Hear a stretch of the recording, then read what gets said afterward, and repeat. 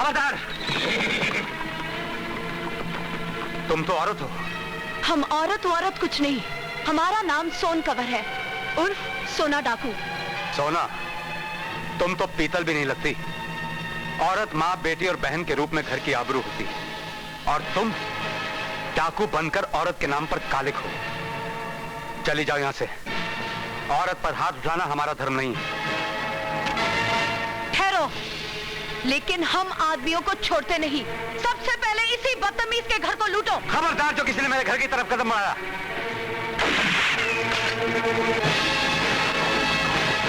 माँ, तुमने?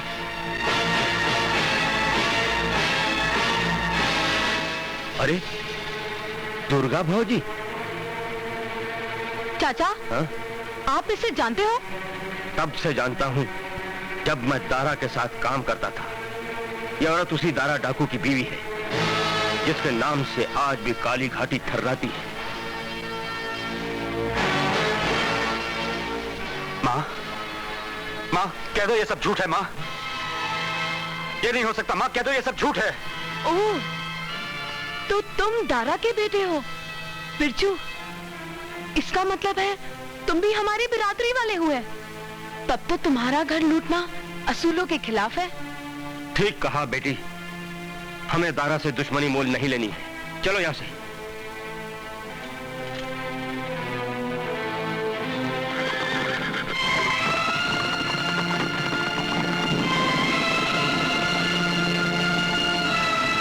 अरे दीदी, ये क्या? अरे ओ गबरू, शेर के पूछ सर झुकाकर नहीं, सर उठाकर जीते हैं। फिर मिलेंगे।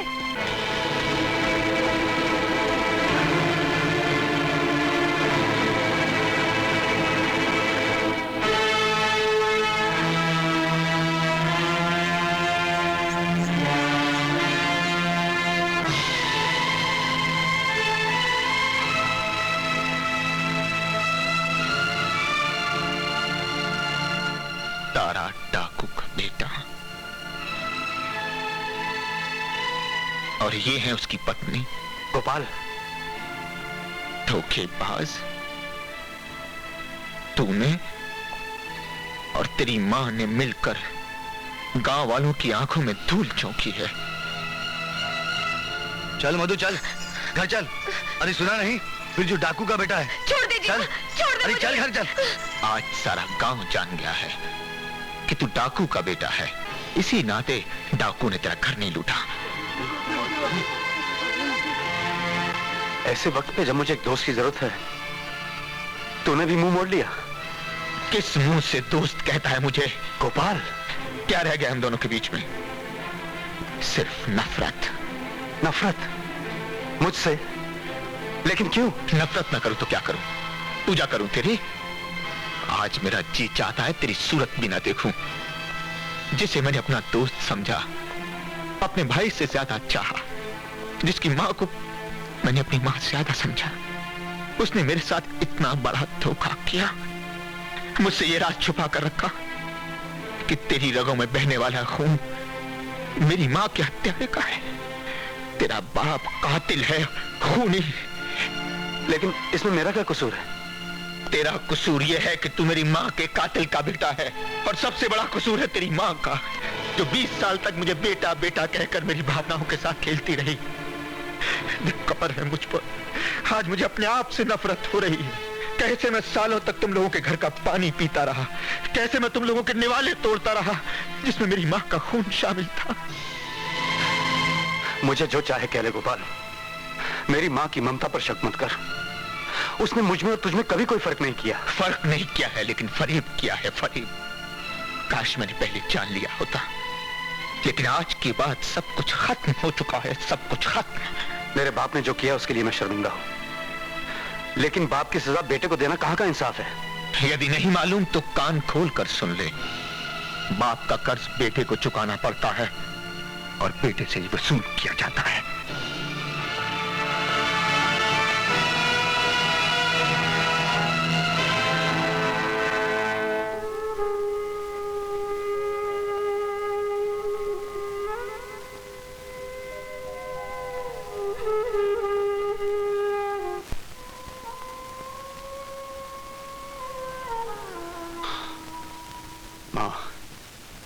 जो सब सुना वो सच है क्या?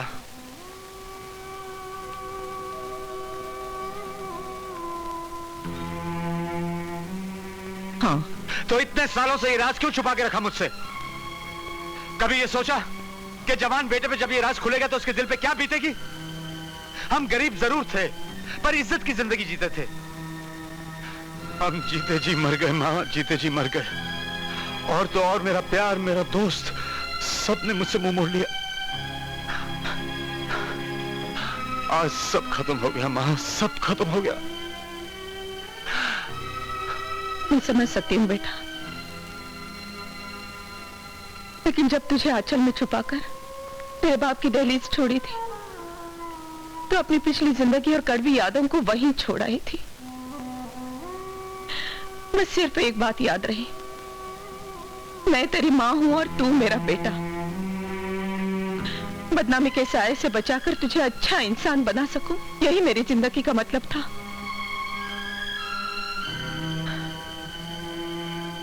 पर अब पर्दा खुल ही चुका है, तो छुपाने से क्या फायदा। आज तुझे सब बता ही देती हूं।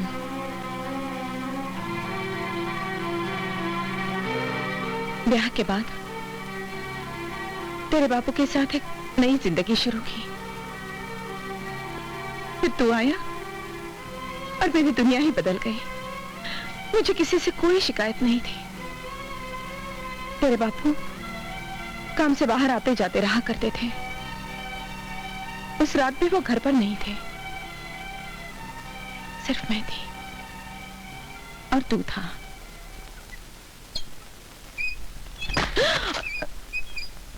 अरे आप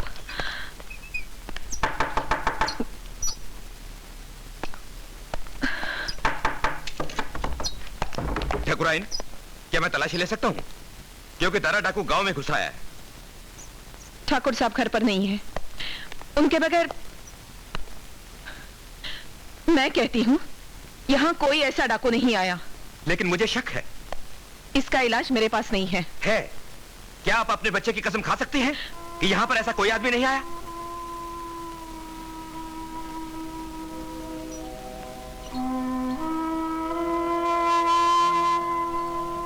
यदि आप सत्य कहती हैं तो आपको कसम खाने में क्या हर्ज है?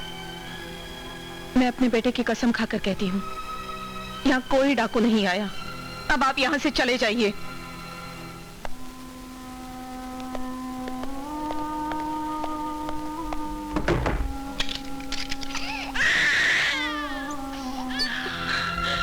नहीं, मेरे मुन्ने,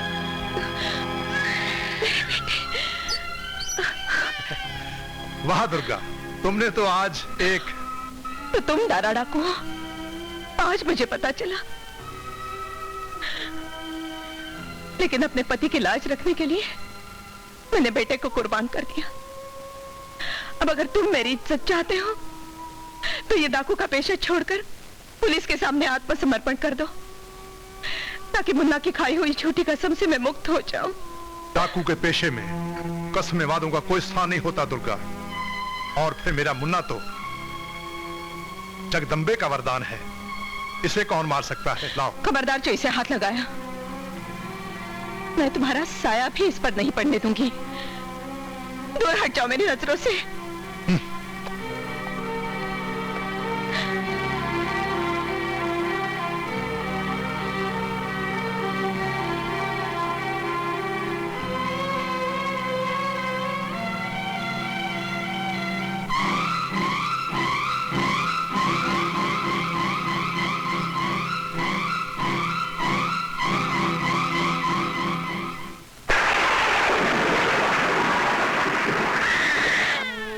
हे महादेव, अब तू ही मुझे रास्ता बता। मेरा मुन्ना बुखार में तप रहा है, घर छोड़कर कोसों दूर चली आई हूं। अब पीछे मुड़कर नहीं देखना चाहती। यदि तेरी यही इच्छा है कि मेरी झूठी कसम मुन्ना की मौत है, तो उससे पहले मैं अपनी जान देना चाहती हूँ। मुन्ना को तुझे सौंप रही हूँ, अब तू ही इसकी रक्षा करना। मेरे कर्मों की सजा मुझे ही मिलनी चाहिए। ये तुम क्या कर रही हो बहन? नहीं, आत्महत्या पाप है। और फिर भोलेनाथ, जो विष और अमृत दोनों का ही सेवन करते हैं, उन्होंने तुम्हारी व्यथा सुन ली है और मुझे भेज दिया है।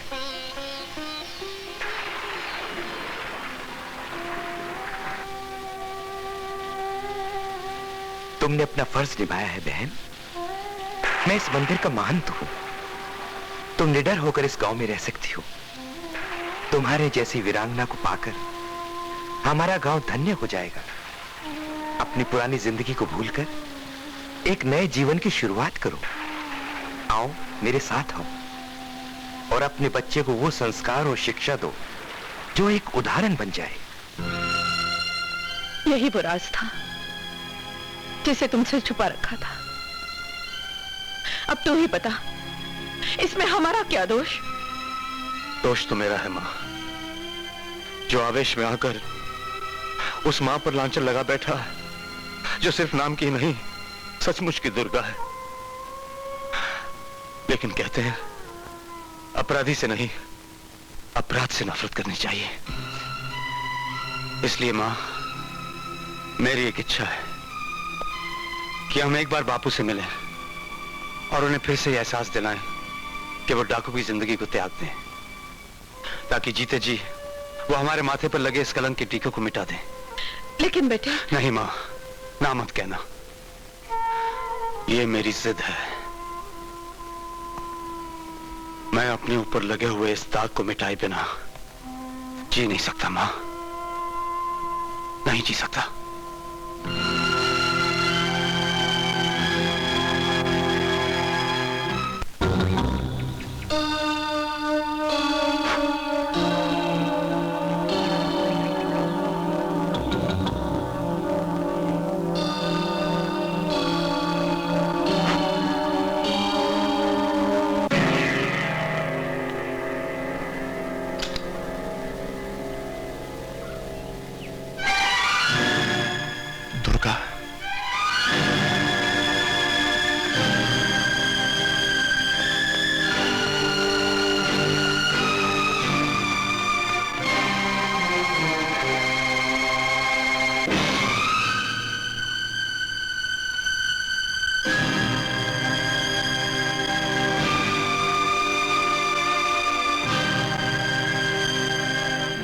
दुर्गा, अचानक हमें छोड़कर कहां चली गई थी?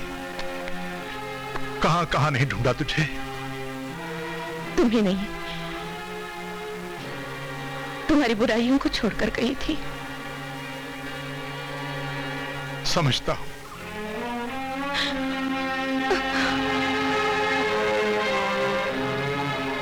हमारा मुन्ना कहां है? मुन्ना? हाँ। मुन्ना नहीं, बिरजू।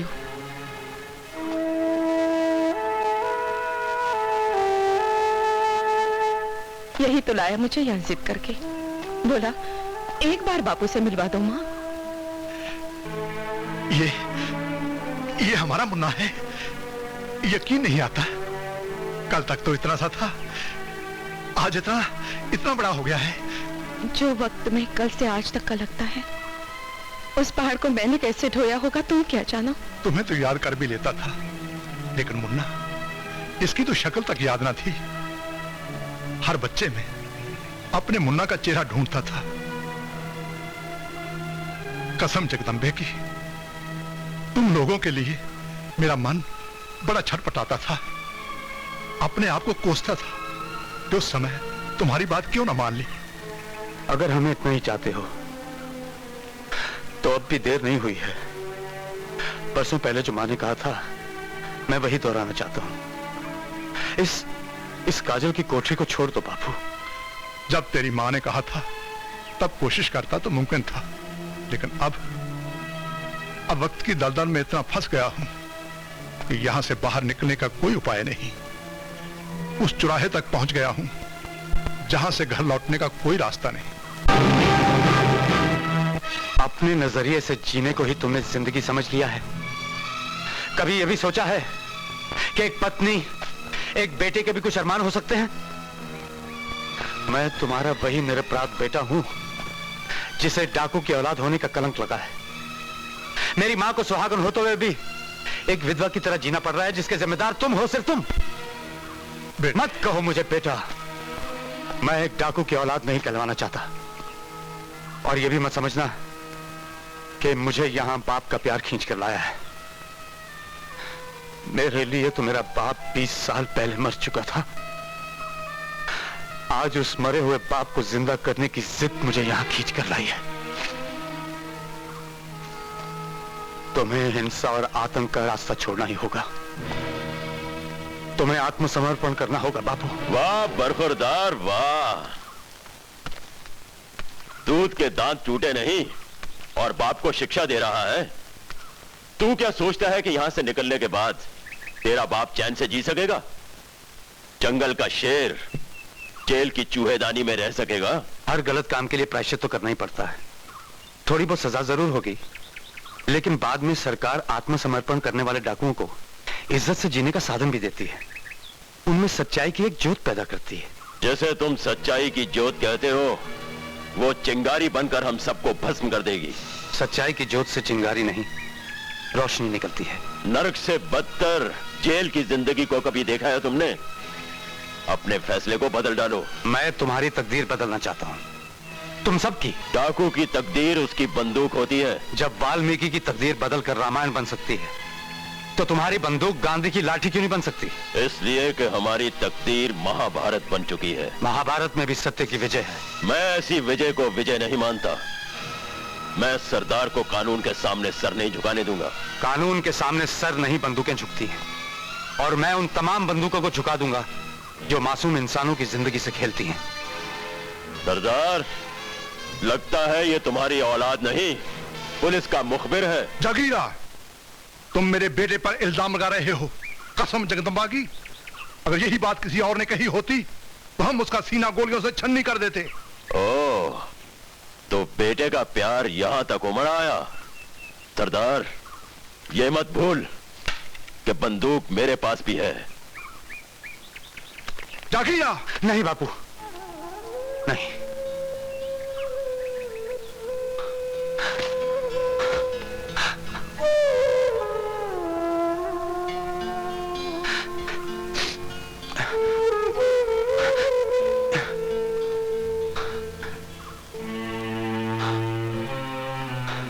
एक बात याद रखना बापू, हमारे बीच बाप बेटे का रिश्ता तभी बना रहेगा अगर तुम मेरी बात मानकर पुलिस के आगे आत्मसमर्पण कर दोगे। इसके लिए मैं तुम्हें 15 अगस्त तक का समय देता हूं, देश की आजादी का दिन, ताकि इस बदनाम जिंदगी के बंधनों से तुम आजाद हो जाओ। चलो मां। बेटा, वर्षों बाद मिले हो, मैं तुम्हें कुछ देना चाहता हूं। क्या दोगे? तुम्हारे पास देने को है क्या बापू? लोगों का लूटा हुआ माल और उसमें लिपटी हुई सैकड़ों बदनसीबों की बद्दुआएं, गरीबों की आहें, विधवाओं के आंसू? नहीं नहीं, मुझे तुमसे कुछ नहीं चाहिए, कुछ नहीं। चलो मां।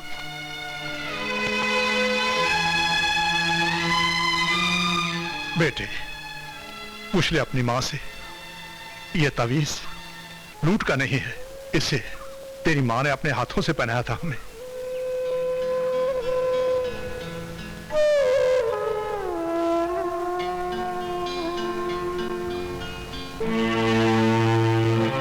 बेटे, ये तेरे बाप के प्यार की निशानी है, इसे हमेशा अपने पास रखना। अपनी मां का ख्याल रखना। जगदम्बे तेरी रक्षा करे।